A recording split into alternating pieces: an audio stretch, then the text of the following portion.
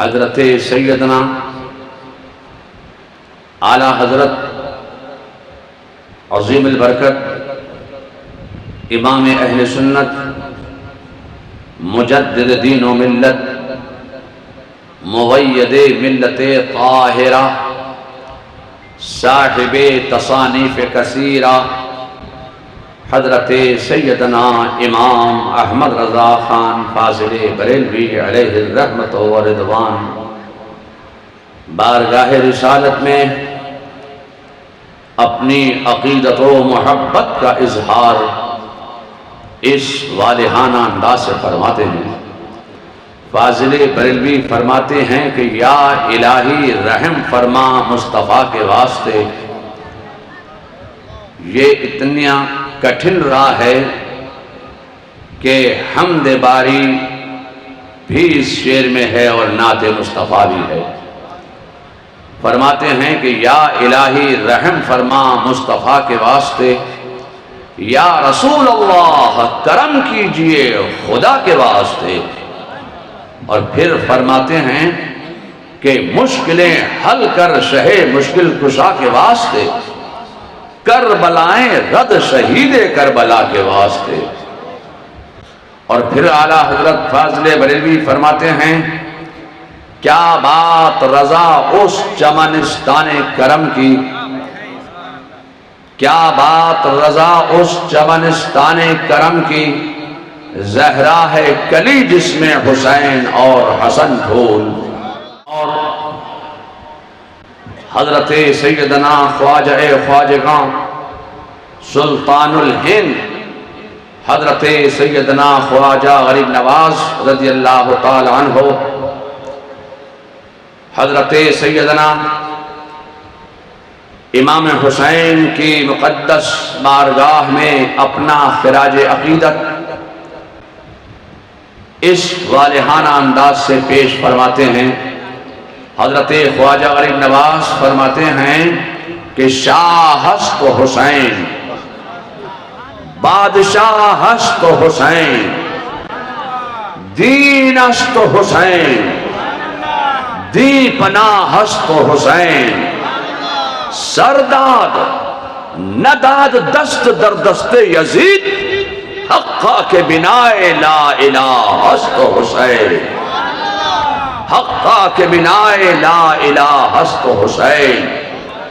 قتل حسین اصل میں مرگ یزید ہے، اسلام زندہ ہوتا ہے ہر کربلا کے بعد، اسلام زندہ ہوتا ہے ہر کربلا کے بعد۔ میں آپ سے کہنا چاہتا ہوں کہ اگر معرکہ کربلا رونما نہ ہوا ہوتا تو آج اسلام ہمارے آپ کے درمیان جو اپنی صحیح شکل و صورت کے ساتھ پہنچا ہے، اگر امام حسین نے اپنی قربانی نہ دی ہوتی تو یزید اسلام کی صورت کو مسخ کر دینا چاہتا تھا، یزید اسلام سے سنت مصطفیٰ کو کھینچ لینا چاہتا تھا، یزید اسلام کی شکل و صورت کو بگاڑ دینا چاہتا تھا۔ امام حسین کربلا کے میدان میں کھڑے ہو گئے اور انہوں نے اپنا لہو دے کر نبی کے لہو سے ملا کر شجر اسلام کو نکھار دیا۔ یہ امام حسین کے مقدس لہو کا کمال ہے کہ آج اسلام ہمارے اور آپ کے درمیان اپنی صحیح شکل و صورت کے ساتھ پہنچا ہے۔ اللہ تبارک و تعالی حضرت سیدنا امام حسین کی برکتیں ہمیں اور آپ کو سب کو نصیب فرمائے۔ حضرت سیدنا امام حسین رضی اللہ تعالیٰ عنہ نے اپنے عزیز و اقارب، اپنے احباب، اپنے منسلکان اہل بیت جو اہل بیت نبوت سے منسلک تھے، منسلکان اہل بیت نبوت کو اور اپنے رفقا کو، اپنی آل و اولاد کو کربلا کے میدان میں اللہ کی راہ میں قربان کر دیا۔ یہ اسی قربانی کا نتیجہ ہے کہ آج ہم اور آپ سب یہاں سید پور کی سرزمین پر حضرت امام حسین کی یاد میں یہاں جمع ہوئے ہیں۔ حضرت امام حسین نے اسلام کی حفاظت کے لیے، اسلام کی ترقی کے لیے، اسلام کی بقا کے لیے، اسلام کے استحکام کے لیے جو اپنی قربانیاں پیش فرمائی ہیں، اگر ہم یہ صرف سال میں 10 دن امام حسین کا ذکر کرتے ہیں، اگر سارا سال ہم امام حسین کا ذکر کرتے رہیں، ساری زندگی اگر ہم امام حسین کا ذکر کرتے رہیں، تو امام حسین کے احسانات کا بدلہ ہم نہیں چکا سکتے ہیں۔ حضرت امام حسین نے ہم مسلمانوں پر ایسا احسان فرمایا ہے، مگر کیا کیا جائے کہ سال میں 10 دن لوگ حسینی بن جاتے ہیں اور خوب امام حسین کا چرچا اور ذکر کرتے ہیں۔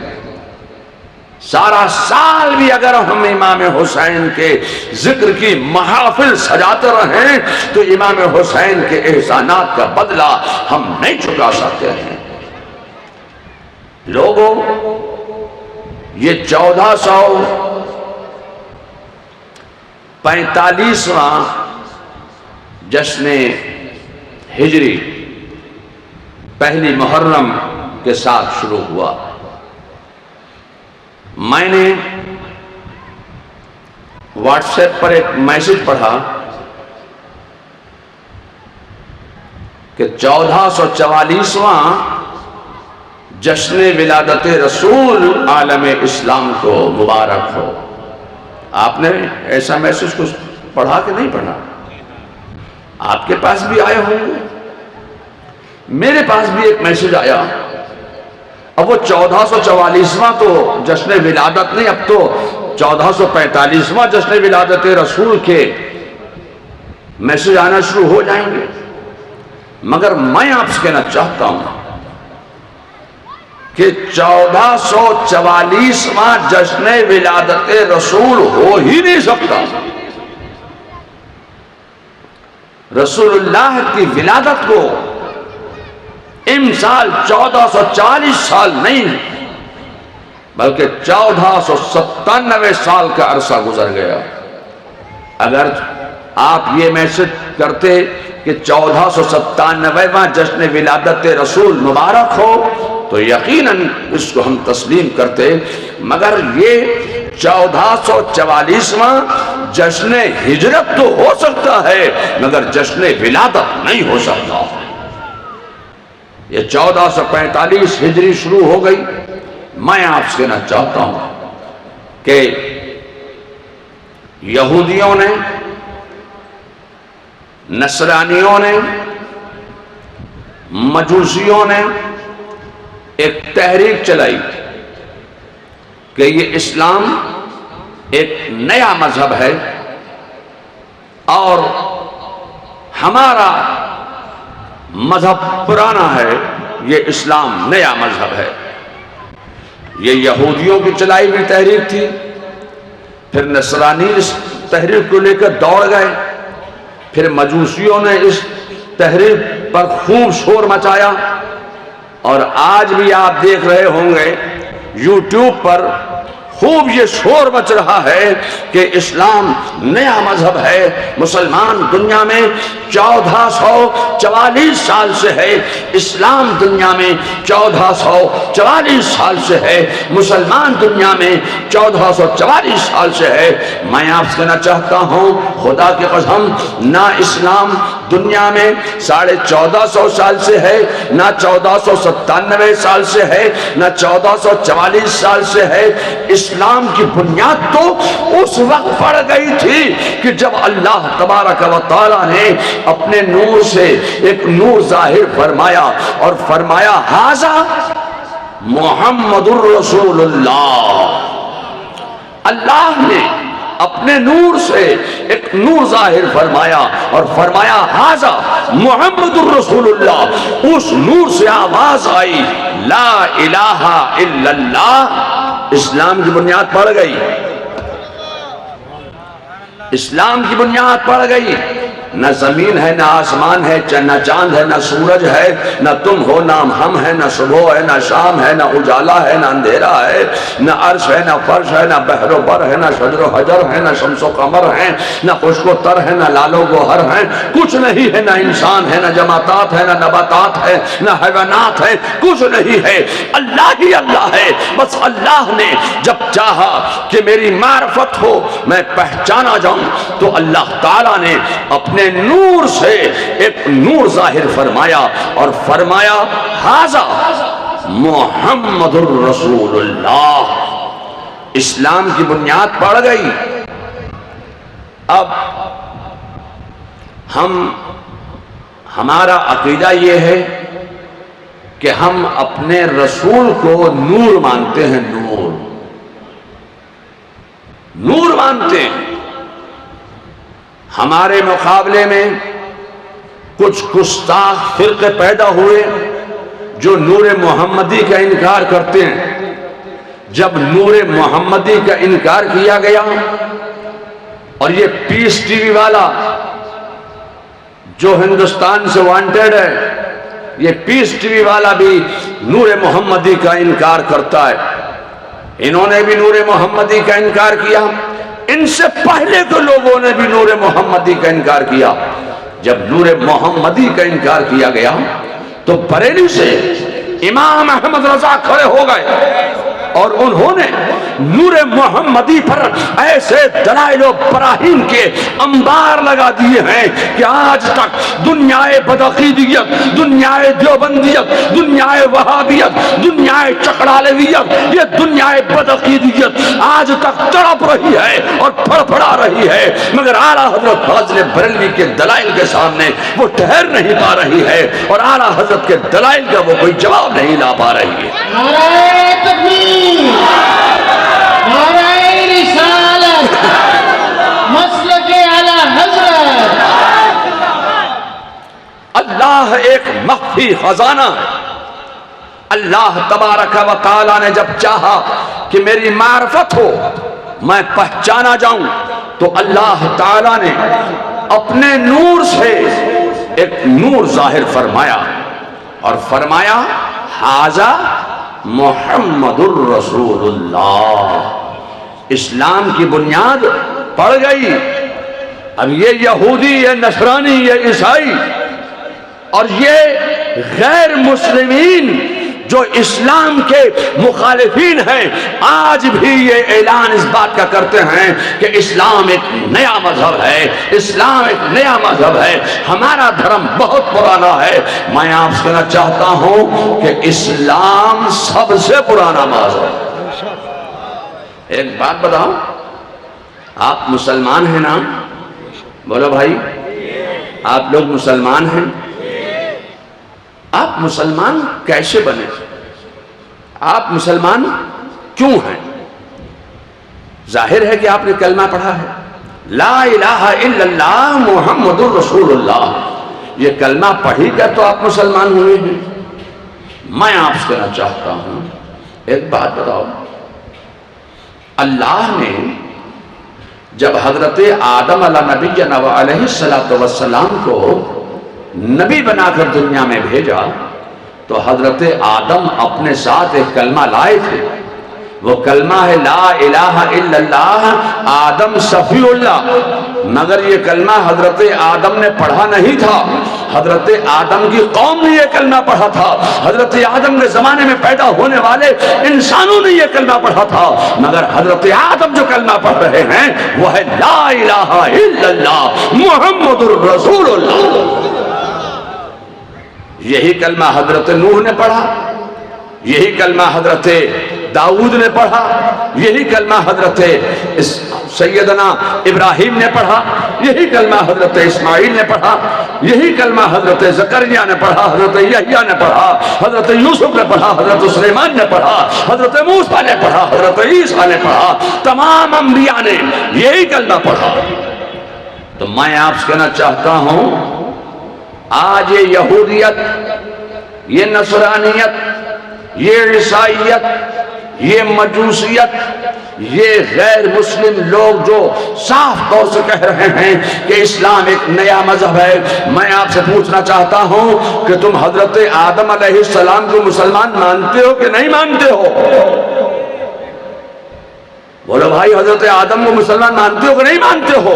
میں آپ سے کہنا چاہتا ہوں، خدا کی قسم، حضرت آدم بھی مسلمان ہیں، حضرت نوح بھی مسلمان ہیں، حضرت زکریا بھی مسلمان ہیں، حضرت یحییٰ بھی مسلمان ہیں، حضرت یعقوب بھی مسلمان ہیں، حضرت موسیٰ بھی مسلمان ہیں، حضرت سلیمان بھی مسلمان ہیں، حضرت ابراہیم بھی مسلمان ہیں، حضرت موسیٰ بھی مسلمان ہیں، حضرت عیسیٰ بھی مسلمان ہیں۔ ایک بات بتاؤ، حضرت جبرائیل امین کو تم مسلمان مانتے ہو کہ نہیں مانتے ہو؟ میں آپ سے کہنا چاہتا ہوں کہ حضرت جبرائیل امین بھی مسلمان ہیں، حضرت میکائیل بھی مسلمان ہیں، حضرت اسرافیل بھی مسلمان ہیں، اور میرے مصطفیٰ کا جملہ سنو، میرے آقا کائنات مصطفیٰ جان رحمت صلی اللہ علیہ وسلم ارشاد فرماتے ہیں، انا اولون مسلمون، میں پہلا مسلمان ہوں۔ لوگوں، یہ تو برا ہو سیاست کا کہ سیاسی لوگوں نے یہ تحریک چلائی کہ اسلام ایک نیا مذہب ہے۔ میں آپ سے کہنا چاہتا ہوں، آج بھی بڑے زور و شور سے اس بات کی تحریک چل رہی ہے کہ اسلام ایک نیا مذہب ہے۔ اسلام کی بنیاد اس وقت پڑ گئی تھی جب اللہ تعالیٰ نے اپنے نور سے ایک نور ظاہر فرمایا تھا۔ اللہ تعالیٰ نے چاہا کہ میری معرفت ہو تو جبریل امین کو حکم دے دیا کہ جا، زمین میں جا۔ پہلی مرتبہ حضرت جبریل امین زمین میں تشریف لائے، اور جس مقام پر آج خانہ کعبہ تعمیر ہے اس مقام سے مٹی اٹھائی۔ اللہ نے اس مٹی کو مائع معین اور کوثر و تنیم میں حل کیا، اور حضرت آدم کا مٹی کا پتلا تیار فرما دیا۔ اللہ نے حضرت آدم کے جسد خاکی میں روح ظاہر فرمائی۔ روح جسم آدم میں گئی، واپس آ گئی۔ پھر اللہ نے جسد خاکی میں روح ظاہر فرمائی، روح پھر جسم آدم میں گئی، پھر پلٹ آئی۔ جسم آدم میں تاریکی ہے، روح جاتی ہے، ٹھہرتی نہیں ہے۔ اللہ تعالیٰ نے جو نور اپنے نور سے پیدا کیا، جو نور خاص مقام قرب الہی میں عبادت الہی کر رہا تھا، خاص مقام قرب سے لیا اور حضرت آدم کی پشت میں ظاہر فرما دیا۔ اب روح ظاہر فرمائی، روح جسم آدم میں گئی، ٹھہر گئی۔ جسم آدم میں جو روح ٹھہر گئی، خدا کی قسم یہ برکت ہے نور محمدی کی۔ اگر جسم آدم میں نور محمدی نہ رکھا جاتا تو روح نہ ٹھہرتی۔ یہ برکت ہے نور محمدی کی۔ اللہ تعالیٰ نے اب تمام ملائکہ کو سجدے کا حکم دیا۔ یہ سجدہ کون سا سجدہ تھا؟ یہ سجدہ سجدہ تعظیمی تھا۔ لوگ کہتے ہیں کہ یہ سجدہ تعظیمی اللہ نے حضرت آدم کو کرایا تھا، مگر اعلیٰ حضرت حاضر بریلوی کا جملہ سنو۔ اعلیٰ حضرت حاضر بریلوی فرماتے ہیں کہ بظاہر تو یہ سجدہ تعظیمی حضرت آدم کو کرایا گیا تھا، مگر باطنی سجدہ تعظیمی نور محمدی کو کرایا گیا تھا جو حضرت آدم کے پشت پر لگا ہوا تھا۔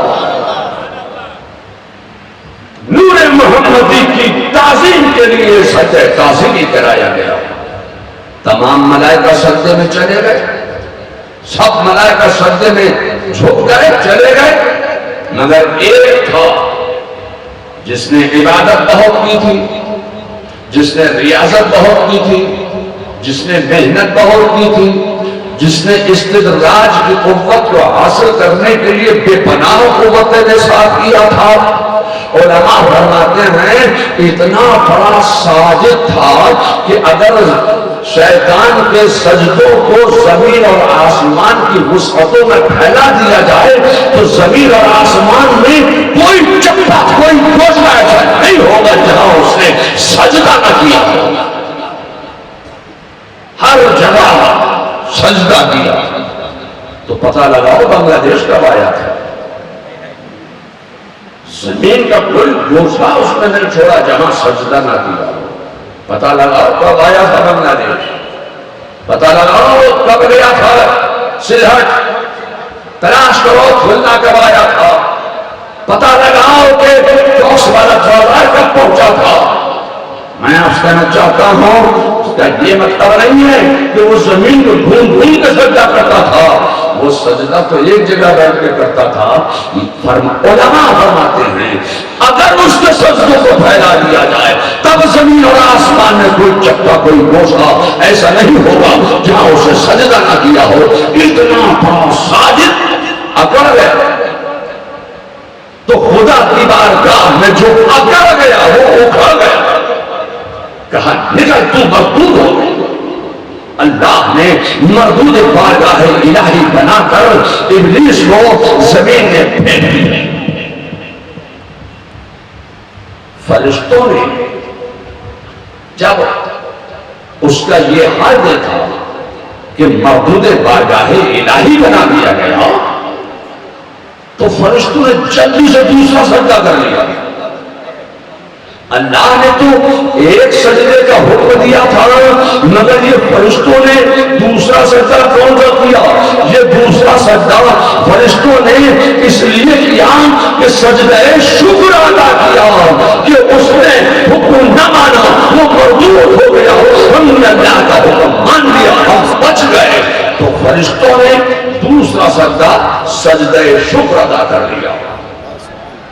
ایک بات بتاؤں، میں آپ سے پوچھنا چاہتا ہوں یہاں پر رک کر کہ آپ نماز میں ایک سجدہ کرتے ہو تو دو سجدے کرتے ہو؟ زور سے بولیے، ایک سجدہ کرتے ہیں کہ دو سجدے کرتے ہو نا؟ تو میں یہ بھی تو کہنا چاہتا ہوں کہ اللہ تبارک و تعالیٰ کو اپنے ملائکہ کی زیادہ اتنی پسند آئی، اتنی پسند آئی، اتنی پسند آئی کہ قیامت تک کے لیے نمازیوں پر ایک سجدہ نہیں بلکہ دو سجدے لازم فرما دیے۔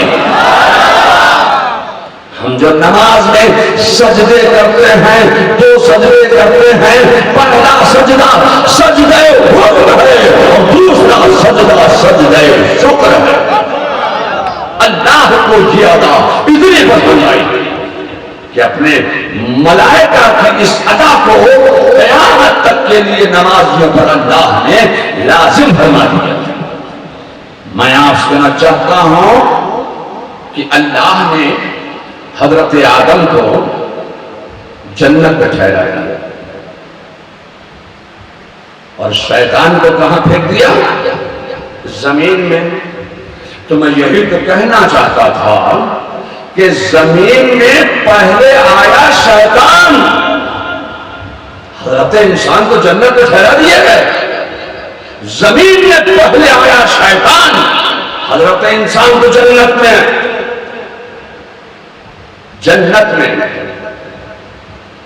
حضرت آدم نے تنہائی محسوس کی تو اللہ تبارک و تعالیٰ نے حضرت آدم کی بائیں پسلی سے حضرت حوا کو ظاہر فرما دیا۔ حضرت آدم نے جنت میں اپنے برابر میں ایک عجیب و غریب شے کو بیٹھا دیکھا تو فرق محبت میں حضرت آدم نے ان کو چھونا چاہا، ہاتھ لگانا چاہا۔ جیسے ہی حوا کی طرف حضرت آدم نے ہاتھ بڑھایا اللہ کا حکم آ گیا اے آدم چھونا مت، ہاتھ مت لگانا، یہ تمہارے لیے غیر محرم ہے، چھونا مت، ٹھہر۔ حضرت آدم نے کچھ دیر کے بعد آنکھ اٹھا کر دیکھا، ایک عجیب و غریب شے برابر میں ہے، آنکھ اٹھا کر دیکھا، اللہ کا حکم آ گیا اے آدم آنکھیں اٹھا کر مت دیکھنا، یہ تمہارے لیے غیر محرم ہے، چھونا مت، آنکھ اٹھا کر مت دیکھنا۔ حضرت آدم ٹھہر، اللہ کا حکم آ گیا جنت کو سجا دیا جائے، اللہ کا حکم آ گیا تمام ملائکہ جنت میں جمع ہو جاؤ، اللہ کا حکم آ گیا حضرت آدم کو دولہا بنا دیا جائے، اللہ کا حکم آ گیا حضرت حوا کو دلہن کی طرح سجا دیا جائے، اللہ کا حکم آ گیا جنت کو سجا دیا جائے، جنت سجا دی گئی، حضرت آدم کو دولہا بنا دیا گیا، ملائکہ جمع ہو گئے، حضرت حوا کو دلہن کی طرح سجا دیا گیا۔ اے لوگوں، میں آپ سے کہنا چاہتا ہوں کہ ہمارے اور آپ کے نکاح ہوتے ہیں نا، تو ہمارے تمہارے نکاح مولوی صاحب پڑھاتے ہیں، امام صاحب پڑھاتے ہیں، قاضی صاحب پڑھاتے ہیں، علاقے کے محلے کے امام صاحب پڑھاتے ہیں، جامع مسجد کے امام صاحب پڑھاتے ہیں، مفتی صاحب پڑھاتے ہیں، پیر صاحب پڑھاتے ہیں، بڑے بڑے علماء پڑھاتے ہیں، محققین پڑھاتے ہیں، مدققین پڑھاتے ہیں، مگر حضرت آدم کا نکاح حوا سے اللہ تعالیٰ نے پڑھایا۔ ایک بات بتاؤں، جب ہمارے تمہارے نکاح ہوتے ہیں نا تو کچھ مہر مقرر ہوتا ہے کہ نہیں ہوتا؟ جی زور سے بولیے۔ لوگ مہر رکھ لیتے ہیں، بڑے بڑے مہر رکھے جاتے ہیں، دینے کا ارادہ نہیں ہوتا، مہر ادا کرنا پڑے گا۔ تو میں آپ سے کہنا چاہتا ہوں کہ جب ہمارے تمہارے مہر مقرر ہوتے ہیں تو اللہ تعالیٰ نے جب حضرت آدم کا نکاح حضرت حوا سے پڑھایا تو کچھ مہر مقرر کیا ہوگا۔ میں کہنا چاہتا ہوں ہاں، اللہ تعالیٰ نے حضرت آدم کا مہر یہ مقرر فرمایا کہ اے آدم تم آخری پیغمبر محمد صلی اللہ علیہ وسلم کی بارگاہ میں 3 مرتبہ درود شریف کا نذرانہ پیش کر دینا، تمہارا مہر ادا ہو جائے گا۔ یہ حضرت آدم کا مہر رکھا گیا۔ اب دونوں بڑے آرام سے جنت میں ٹھہرے ہوئے، دونوں جنت میں نکاح بھی ہو گیا، حضرت آدم حضرت حوا جنت میں ہیں آرام سے۔ مگر جب شیطان کو اللہ نے اپنی بارگاہ سے مردود کر کے زمین میں پھینکا تو شیطان نے ایک جملہ بولا، کیا کہا؟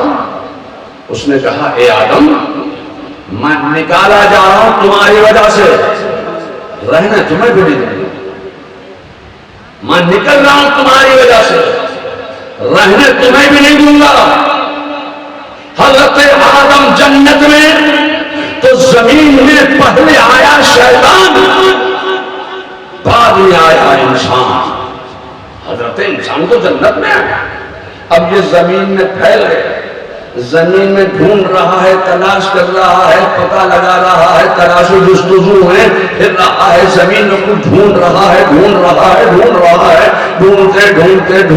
ڈھونڈتے اس کو کچھ زمین میں ملا، بڑا خوش ہوا، مل گیا۔ اب یہ کسی صورت سے جنت میں داخل ہو گیا۔ اب جنت میں یہ کیسے گھس گیا؟ اتنے پہرے لگے ہوئے تھے جنت میں، مگر یہ بڑی لمبی تفصیل ہے، یہ کسی صورت سے جنت میں داخل ہو گیا۔ جب جنت میں یہ شیطان داخل ہوا تو اس کی ملاقات حضرت حوا سے ہو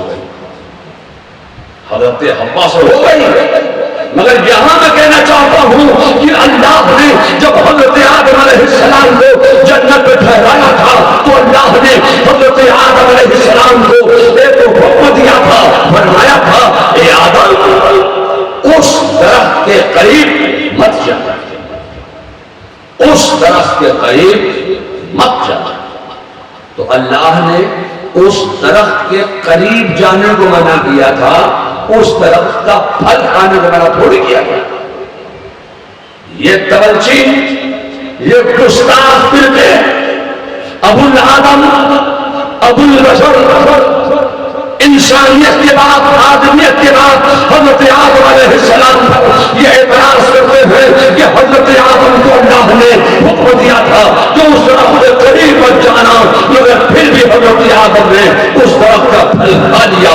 میں آپ سے کہنا چاہتا ہوں کہ اللہ نے اس درخت کے قریب جانے کو منع کیا تھا، اس درخت کا پھل کھانے کو منع نہیں کیا. تم حضرت آدم کو بھی نہیں چھوڑتے، حضرت آدم کے اوپر تم اعتراض کرتے ہو کہ انہوں نے اس درخت کا پھل کھا لیا، بہت بڑی خطا کر دی. میں آپ سے کہنا چاہتا ہوں حضرت آدم کی یہ خطا نہیں تھی، خدا کی قسم یہی جو حضرت آدم کی ادا تھی، اس ادا کو خطا کہنے والوں یہ تمہاری خطا ہے کہ آدم کی ادا کو خطا کہہ رہے ہو.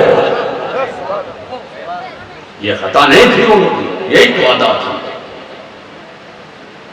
جب یہ داخل ہوا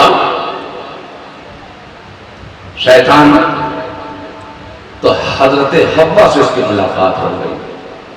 حضرت حوا کو اس نے کہا اے حوا میں کچھ دانے لے کر آیا ہوں، یہ آپ تناول فرما لیں، کھا لیں. اگر آپ یہ دانے تناول فرما لیں گے، کھا لیں گے تو ہمیشہ ہمیشہ آپ جنت میں رہیں گی، کبھی آپ جنت سے باہر نہیں. بولو بھائی یہ شیطان جی سچ بول رہے ہیں کہ جھوٹ بول رہے ہیں؟ زور سے بولیے، یہ شیطان نے سچ بولا کہ جھوٹ بولا؟ جھوٹ بولا نا، تو شیطان نے جھوٹ بھی بولا تو ان کے دادا نے جھوٹ بولا تو کسی مرد کے سامنے نہیں بولا. ان کے دادا جی نے جھوٹ بھی بولا ہے، ایک خاتون کے سامنے بولا ہے، ایک عورت کے سامنے بولا. سمجھ میں آ گئی بات؟ جب مرد بات نہ مانتا ہو تو گھر میں گھس جاؤ. اسی کام کے لیے تو اقرا بنے ہیں، اسی کام کے لیے یہ اسکول بن رہے ہیں، مدرسے بن رہے ہیں.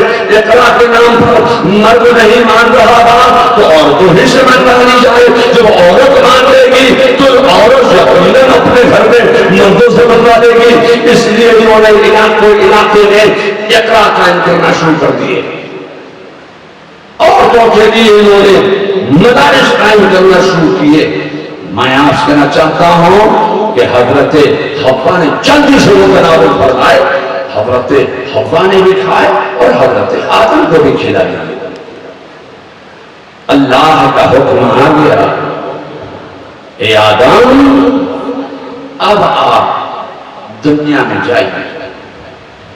اب کسی نے کہا کہ اللہ نے حضرت آدم کو جنت سے نکال دیا. یہ ہمارے مقابلے میں جو دوسرے فرقے بنے ہیں نا، گستاخ فرقے، انہی فرقوں میں سے ایک نے کہا، اپنی کتابوں میں لکھ کے مر گئے کہ اللہ نے حضرت آدم کو جنت سے نکال دیا. میں آپ سے کہنا چاہتا ہوں کہ اللہ نے حضرت آدم کو جنت سے نکالا نہیں، اللہ نے حضرت آدم کو جنت سے دنیا میں اتارا ہے. نکالا تو تمہارے دادا کو گیا تھا، حضرت آدم کو جنت سے دنیا میں اتارا گیا. نعرہ تکبیر، نعرہ رسالت. اتارنا اور ہے، نکالنا اور ہے. حضرت آدم کو جنت سے دنیا میں اتار دیا. جب جنت سے دنیا میں اتارے گئے حضرت آدم تو تنہا نہیں اتارے گئے. حضرت آدم کے ساتھ اللہ نے حضرت حوا کو بھی جنت سے دنیا میں اتار دیا. میں آپ سے کہنا چاہتا ہوں کہ اللہ نے کسی جن کو نبوت نہیں دی، اللہ نے نبوت دی تو انسانوں کو نبوت دی، اور انسانوں میں بھی اللہ نے کسی عورت کو نبی نہیں بنایا. اللہ نے نبوت دی ہے تو مردوں کو دی ہے. حضرت آدم اللہ کے نبی ہیں، حضرت حوا اللہ کی نبی نہیں. تو کہنا چاہتا تھا کہ حضرت حوا ہے اللہ کی ولی اور حضرت آدم اللہ کے نبی. جب اللہ نے جنت سے دنیا میں اتارا ہے تو تنہا نبی کو نہیں اتارا ہے. جنت سے اللہ نے جب دنیا میں بھیجا ہے تو تنہا نبی نہیں بھیجا ہے. جنت سے دنیا میں دو بھیجے گئے ہیں, جنت سے دنیا میں دو اتارے گئے ہیں. ایک نبی بھیجا گیا ہے, ایک ولی بھیجا گیا.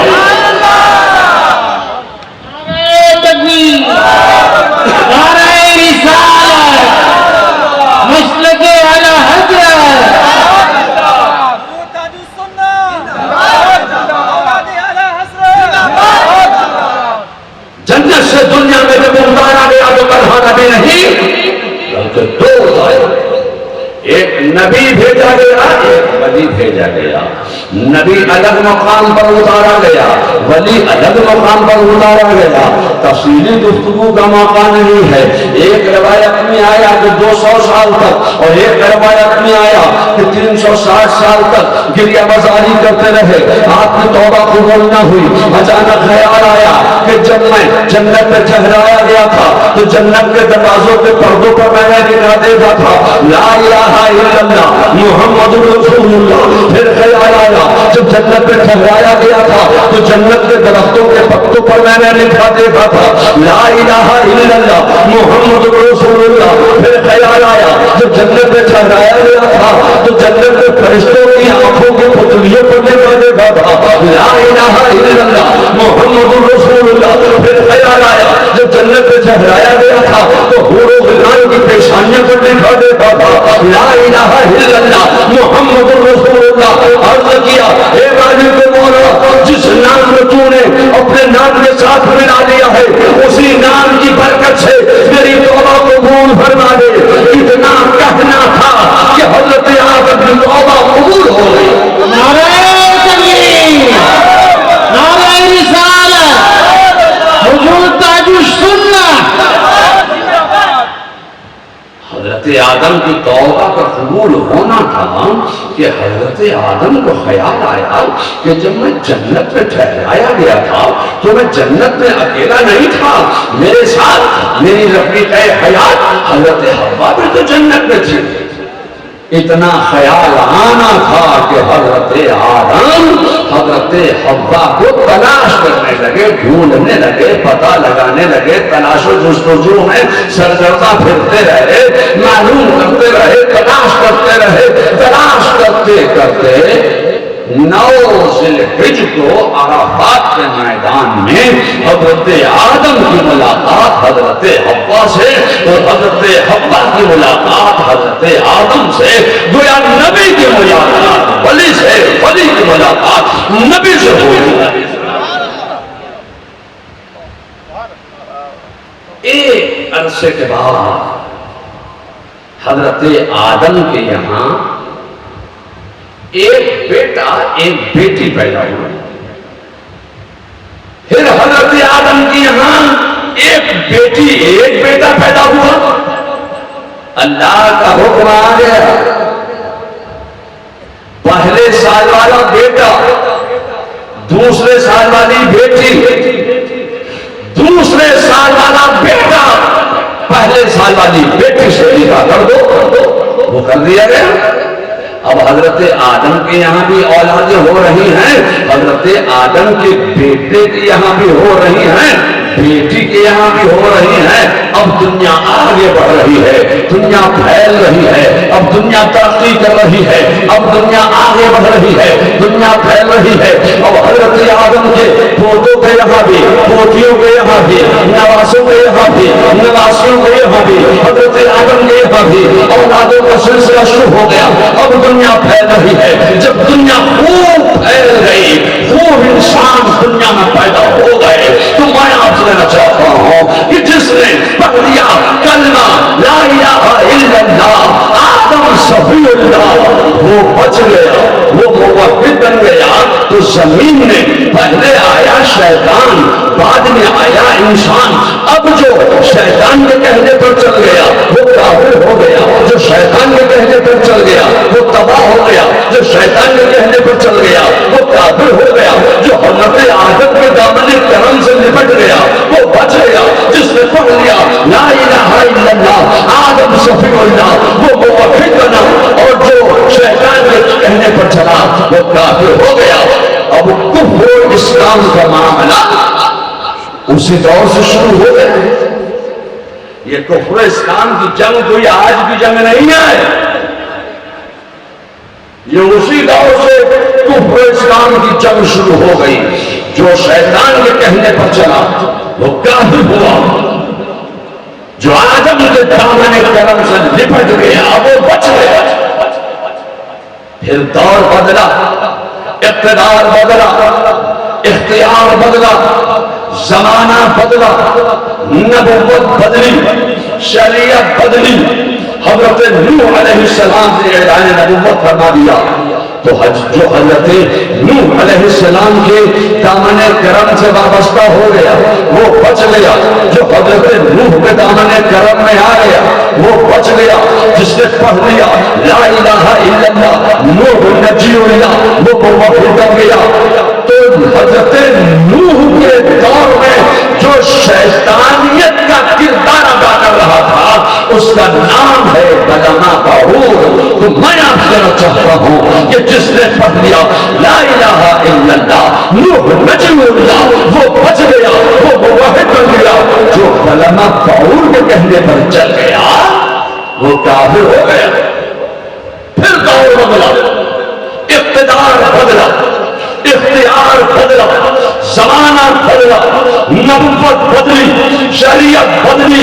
حضرت ابراہیم علیہ السلام نے اعلان نبوت فرمایا، تو جو حضرت ابراہیم علیہ السلام کے کہنے پر چلا وہی بچا، جو حضرت ابراہیم علیہ السلام کے دامن کرم میں آ گیا وہ بچ گیا۔ جس نے پڑھ لیا لا الہ الا اللہ ابراہیم خلیل اللہ وہ موحد بن گیا، وہ بچ گیا۔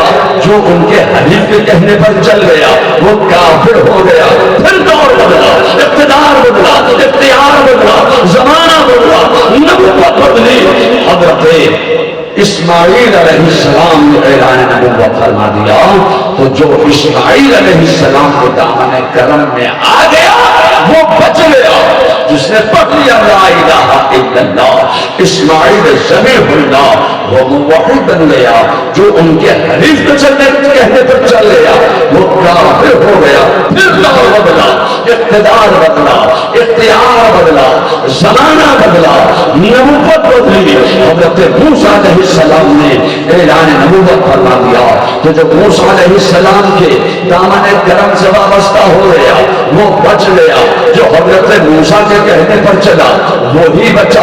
جس نے پڑھ لیا لا الہ الا اللہ موسیٰ کلیم اللہ وہ بچ گیا۔ جو نمرود کے کہنے پر چل گیا وہ کافر ہو گیا۔ میرے خدا کی شان یہ ہے کہ وہ ہر دور میں حق و باطل کے درمیان خط امتیاز کھینچ دینے کے لیے ایک نہ ایک شخصیت کو ضرور مبعوث فرماتا ہے۔ پھر دور بدلا، اقتدار بدلا، اختیار بدلا، زمانہ بدلا، نبوت بدلی، شریعت بدلی۔ حضرت عیسیٰ علیہ السلام نے اعلان نبوت فرما دیا، تو جو حضرت عیسیٰ علیہ السلام کے دامن کرم سے وابستہ ہو گیا وہ بچ گیا۔ جو حضرت عیسیٰ کے کہنے پر چلا وہی بچا۔ جس نے پڑھ لیا لا الہ الا اللہ عیسیٰ روح اللہ وہ موحد بن گیا۔ جو فرعون کے کہنے پر چل گیا وہ کافر ہو گیا۔ 571 سال کے بعد پھر دور بدلا، اقتدار بدلا، اختیار بدلا، زمانہ بدلا، نبوت بدلی، شریعت بدلی۔ میرے مصطفیٰ جان رحمت صلی اللہ علیہ وسلم نے اعلان نبوت فرما دیا، تو جو میرے مصطفیٰ جان رحمت صلی اللہ علیہ وسلم کے دامن کرم میں آ گیا وہ بچ گیا۔ جو مصطفیٰ کے کہنے پر چلا وہی مومن بنا، جو مصطفیٰ کے کہنے پر چلا وہی مومن بنا۔ جس نے پڑھ لیا لا الہ الا اللہ محمد الرسول اللہ وہ بچ گیا، وہ مومن بن گیا۔ جو مصطفیٰ کے کہنے پر چلا وہ بھی بچا۔ جو ابو جہل کے کہنے پر چل گیا وہ کافر ہو گیا۔ جو ابو لہب کے کہنے پر چل گیا وہ کافر ہو گیا۔ جو عتبہ کے کہنے پر چل گیا وہ کافر ہو گیا۔ جو شیبہ کے کہنے پر چل گیا وہ کافر ہو گیا۔ جو مصطفیٰ کے کہنے پر چل گیا وہ مومن بن گیا۔ اے لوگوں میں آپ سے کہنا چاہتا ہوں کہ تخت خلافت پر صدیق اکبر رونق افروز ہوئے. اب جو صدیق اکبر کے دامن کرم میں آ گیا وہ بچ گیا. جو صدیق اکبر کے کہنے پر چلا وہی بچا. جو صدیق اکبر کے دامن کرم سے وابستہ ہو گیا وہ بچ گیا. جو منکرین زکات کے کہنے پر چلا وہ کافر ہو گیا. خلافت پدوی حضرت سیدنا عمر فاروق اعظم تخت خلافت پر رونق افروز ہو گئے. جو فاروق اعظم کے کہنے پر چل گیا وہ بچ گیا. جو فاروق اعظم کے کہنے پر چلا وہی مومن بنا. جو فاروق اعظم کے کہنے پر چلا وہی مومن ہوا. جو مجوسیوں کے کہنے پر چل گیا وہ کافر ہو گیا. پھر دور بدلا, اقتدار بدلا, خلافت بدلی. تخت خلافت پر حضرت عثمان غنی آ گئے. تو جو عثمان غنی کے کہنے پر چل گیا وہ بچ گیا. جو عثمان غنی کے دامن کرم میں آ گیا وہ بچ گیا. جو عثمان غنی کے کہنے پر چلا وہی مومن بنا. اور جو نصرانیوں کے کہنے پر چل گیا وہ کافر ہو گیا. لوگوں میں آپ سے کہنا چاہتا ہوں میرے خدا کی شان یہ ہے کہ وہ ہر دور میں حق و باطل کے درمیان خط امتیاز کھینچ دینے کے لیے ایک نہ ایک شخصیت کو ضرور مبعوث فرماتا ہے. پھر خلافت بدلی. حضرت سیدنا مولا علی مشکل کشا, علی مرتضیٰ شیر خدا تخت خلافت پر رونق افروز ہو گئے. جو مولا کائنات کے دامن کرم میں آ گیا وہ بچ گیا. جو مولا کائنات کے کہنے پر چل گیا وہ مومن بن گیا. جو مولا کائنات کے دامن کرم میں آیا وہی بچا. جو خوارج کے کہنے پر چل گیا وہ کافر ہو گیا. لوگوں میں آج کرنا چاہتا ہوں ذرا کربلا کا میدان بھی آپ دیکھتے چلیں. یہ کربلا کا میدان ہے. کربلا کے میدان میں جو امام حسین کے دامن کرم میں آ گیا وہ بچ گیا. جو امام حسین کے کہنے پر چلا وہی مومن بنا. جو امام حسین کے کہنے پر چلا وہی جنتی بنا. جو امام حسین کے دامن کرم سے وابستہ ہو گیا وہ بچ گیا. جو یزید کے کہنے پر چل گیا وہ تباہ و برباد ہو گیا. جو ابن زیاد کے کہنے پر چل گیا وہ تباہ و برباد ہو گیا. جو مخالفین اہل بیت کے کہنے پر چلا یہ یزیدی فوج, جو یزیدی فوج کے کہنے پر چل گیا وہ تباہ ہو گیا. جو حسین کے کہنے پر چلا وہ بچ گیا, وہ مومن بن گیا. میں یہی تو کہنا چاہتا ہوں کہ میرے خدا کی شان یہ ہے کہ وہ ہر دور میں حق و باطل کے درمیان خط امتیاز کھینچ دینے کے لیے ایک نہ ایک شخصیت کو ضرور مبعوث فرماتا ہے. اے لوگو, غوث اعظم کو تم جانتے ہو کہ نہیں جانتے ہو؟ جو غوث اعظم کے دامن کرم میں آ گیا وہ بچ گیا. جو غوث اعظم کے کہنے پر چلا وہی مومن بنا. جو شیخ عبد القادر جیلانی کے دامن کرم سے نکل گیا وہ بچ گیا. جو ان کے حریف کے کہنے پر چل گیا وہ کافر ہو گیا. اے لوگوں, میں آپ سے کہنا چاہتا ہوں حضرت خواجہ غریب نواز کو تم مانتے ہو کہ نہیں مانتے ہو؟ یہ اجمیر کا میدان ہے. جو حضرت خواجہ غریب نواز کے کہنے پر چلا وہ بچ گیا. جو خواجہ کے دامن کرم سے نپٹ گیا وہ بچ گیا. جو خواجہ کے کہنے پر چلا وہی مومن بنا. جو جے پال جوگی کے کہنے پر چل گیا وہ کافر ہو گیا. لوگوں, میں آپ سے کہنا چاہتا ہوں کہ میرے خدا کی شان یہ ہے کہ وہ ہر دور میں حق و باطل کے درمیان خط امتیاز کھینچ دینے کے لیے ایک نہ ایک شخصیت کو ضرور مبعوث فرماتا ہے. اس دور میں احمد رضا کے کہنے پر جو چل گیا وہ بچ گیا. جو احمد رضا کے کہنے پر چلا وہی مومن بنا. جو اعلیٰ حضرت کے کہنے پر چلا وہ بچ گیا. جو تھانوی کے کہنے پر چلا وہ کافر ہو گیا. جو نانوتوی کے کہنے پر چلا وہ کافر ہو گیا. جو کاکوروی کے کہنے پر چلا وہ کافر ہو گیا. جو امبیڈوی کے کہنے پر چلا وہ کافر ہو گیا. جو عاشق رسول کے کہنے پر چلا وہ مومن بن گیا. جو گستاخ رسول کے کہنے پر چلا وہ کافر ہو گیا.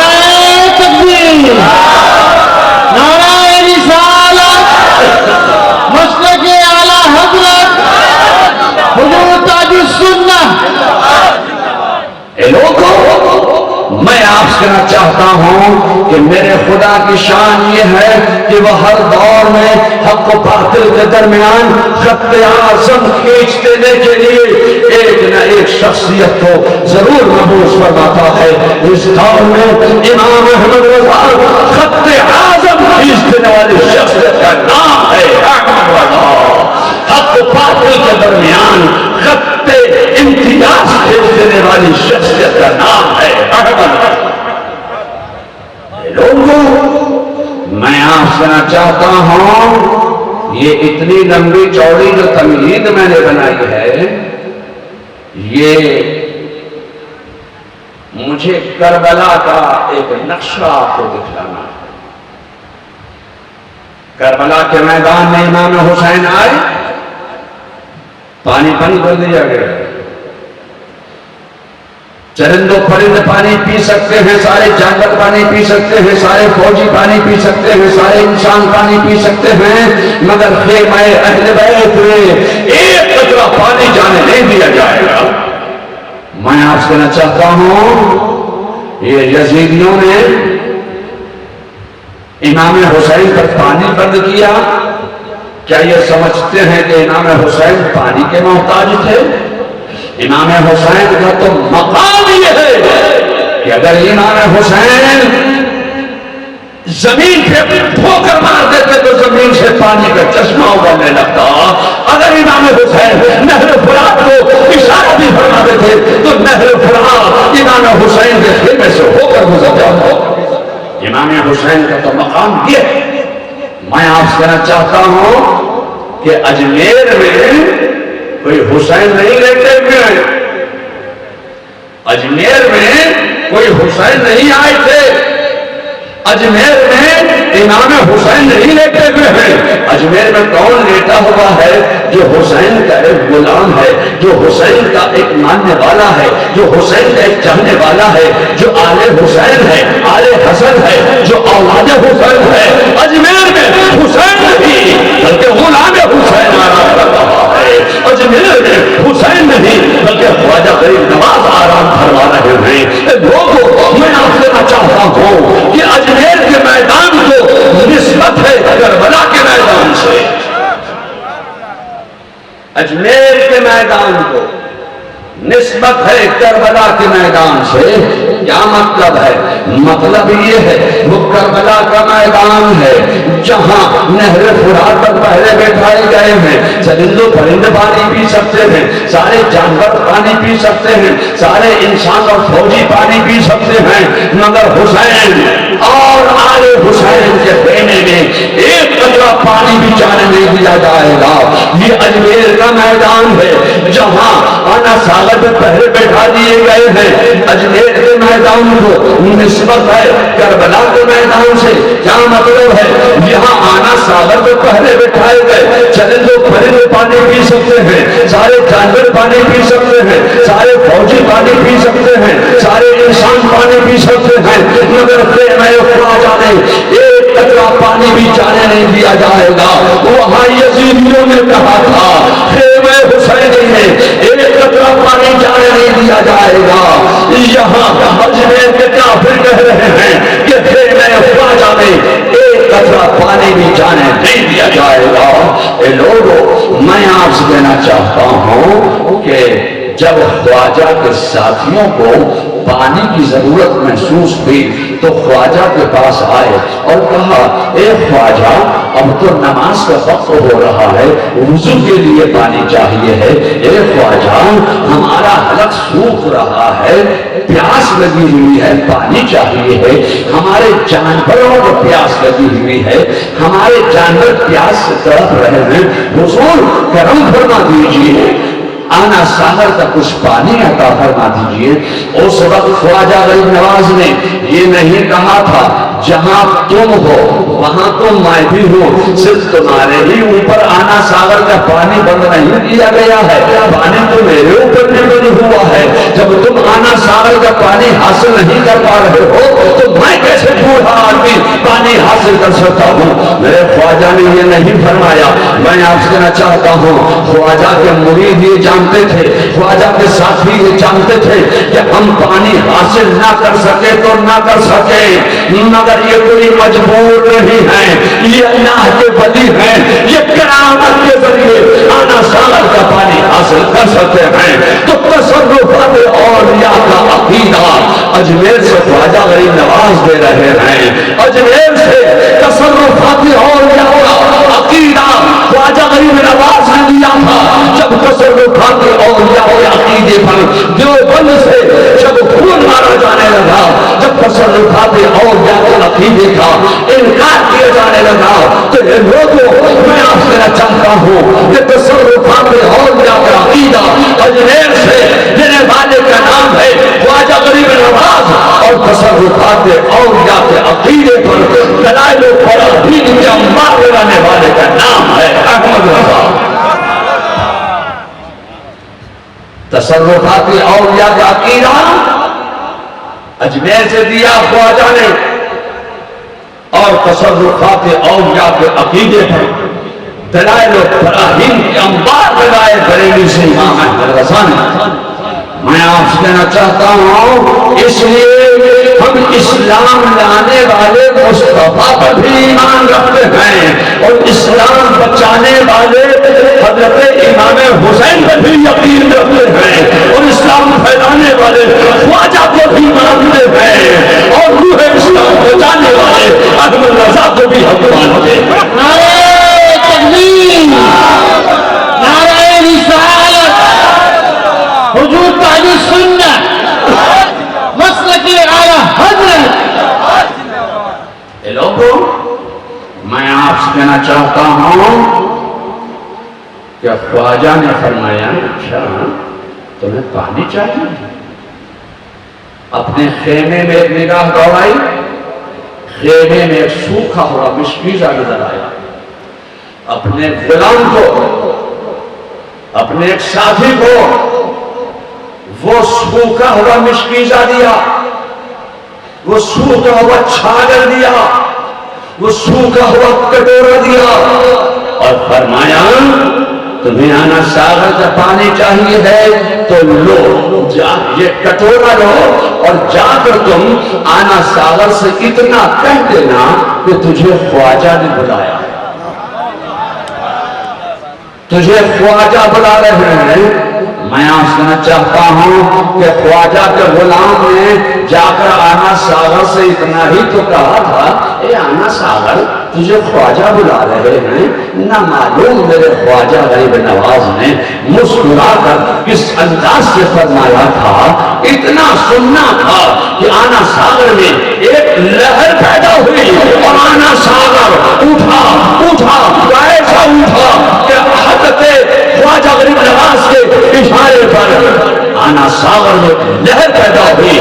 آنا ساغر سوکھتا چلا گیا اور خواجہ کے کٹورے میں جمع ہوتا چلا گیا. لوگوں, میں آپ سے کہنا چاہتا ہوں صرف آنا ساغر کا پانی ہی سوکھ کر خواجہ کے کٹورے میں جمع نہیں ہوا تھا, بلکہ اجمیر کی دھرتی پر جتنے کانٹینرز میں پانی اسٹور کر کے رکھا گیا تھا, جتنے سخاووں میں پانی بھر کر رکھا گیا تھا, جتنا پانی جمع کر کے رکھا گیا تھا, وہ سارا کا سارا پانی سوکھ کر خواجہ کے کٹورے میں جمع ہوتا چلا گیا. لوگوں, میں آپ سے کہنا چاہتا ہوں صرف اجمیر کا پانی ہی سوکھ کر خواجہ کے کٹورے میں جمع نہیں ہوا تھا, بلکہ اجمیر کی دھرتی پر جتنی گایوں, جتنی بکریوں, جتنی اونٹنیوں کے تھنوں میں دودھ تھا, وہ سارا کا سارا دودھ سوکھ کر خواجہ کے کٹورے میں جمع ہوتا چلا گیا.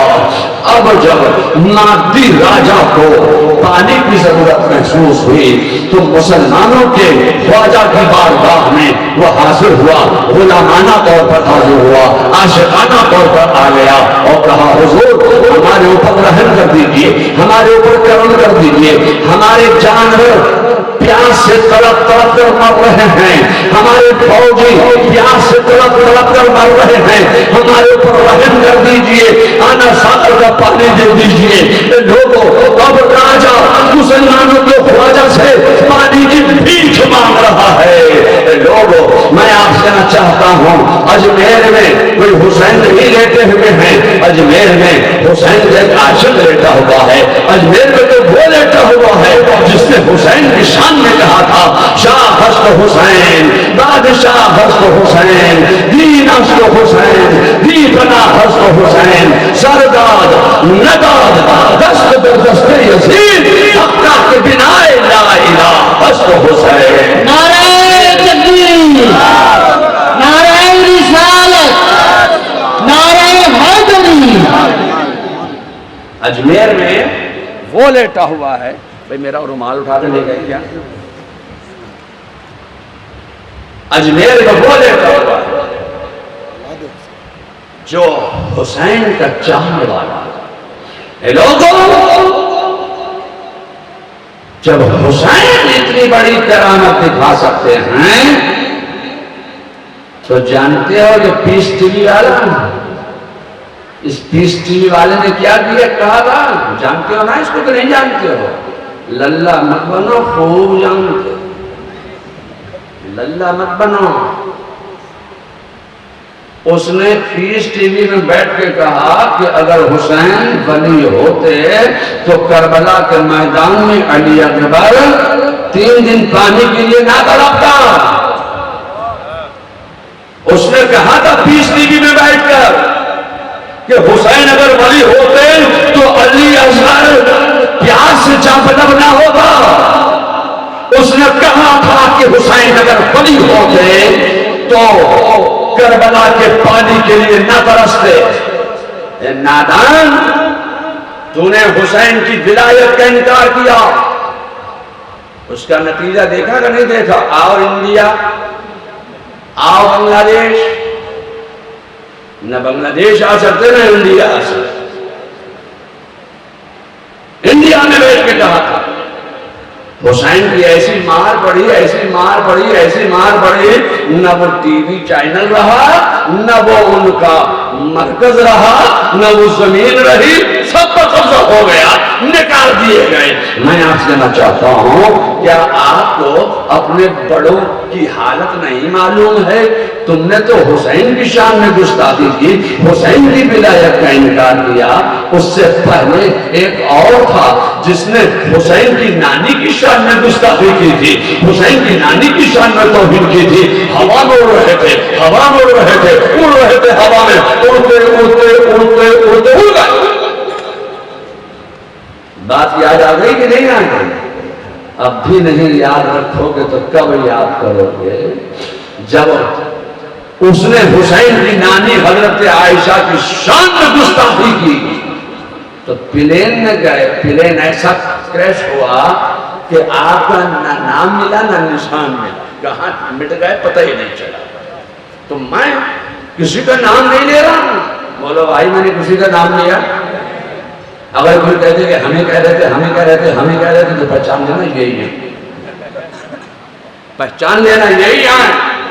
میں آپ سے کہنا چاہتا ہوں، ارے نادان، تو نے کہا کہ حسین اگر ولی ہوتے تو کربلا کے میدان میں 3 دن پانی کے لیے نہ تڑپتے۔ تو میں آپ سے کہنا چاہتا ہوں، خدا کی قسم، امام حسین کربلا کے میدان میں کرامت دکھا کر اپنے بچوں کو نہر فرات کا پانی پلانے کے لیے نہیں گئے تھے۔ امام حسین کا مقام یہ ہے کہ وہ اپنا لہو دے کر اسلام بچانے کے لیے گئے تھے۔ نعرہ تکبیر، نعرہ رسالت، حضور تاج السنہ۔ اسلام بچانا اور ہے، اسلام پھیلانا اور ہے۔ خواجہ کو اسلام پھیلانا تھا، اس لیے کرامت دکھائی۔ حسین کو کرامت دکھا کر اسلام پھیلانا نہیں تھا، بلکہ امام حسین کو اپنا لہو دے کر نبی کے لہو سے ملا کر اسلام بچانا تھا۔ تو اسلام بچانا اور ہے، اسلام پھیلانا اور ہے۔ اے لوگوں، میں آپ سے کہنا چاہتا ہوں کہ نہر فرات کا پانی بڑا بدنصیب تھا۔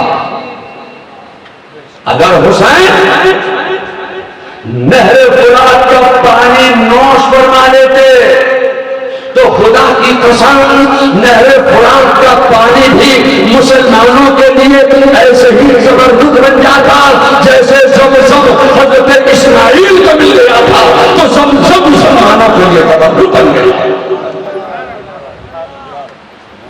نہر فرات کی یہ قسمت نہیں تھی کہ وہ زمزم بن سکے. نہر فرات کی یہ قسمت نہیں تھی کہ وہ تبرک بن سکے. نہر فرات کی یہ قسمت نہیں تھی کہ وہ نہر فرات کا پانی حسین بن علی کے مقدس لبوں کا بوسہ دے سکے. حسین وہاں کرامت دکھا کر نہر فرات کا پانی پینے نہیں گئے بلکہ اپنا لہو لے کر اسلام بچانے کے لیے گئے تھے. وآخر دعوانا ان الحمد للہ رب العالمین.